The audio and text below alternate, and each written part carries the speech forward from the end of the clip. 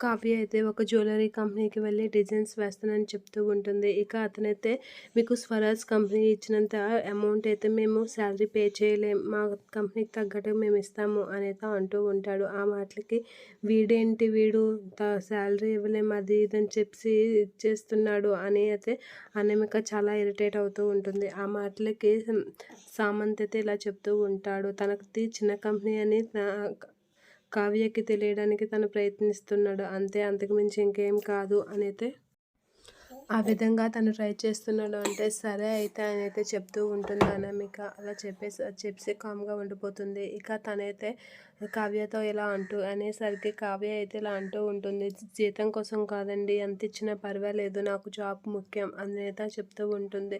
సరే మేడం, రేపటి నుంచి మీ డిజైన్స్ వేయడం స్టార్ట్ చేయండి అని అయితే చెప్తూ ఉంటాడు. ఇక సామంత్ అయితే అనామిక వీళ్ళైతే కావ్య బయటకు వెళ్ళిపోయేసరికి తన దగ్గరికి వచ్చి, మీరు ఎప్పటికీ తనకి మా కంపెనీకి డిజైన్స్ అమ్ముతున్నామని మీరు ఎప్పుడు చెప్పకండి.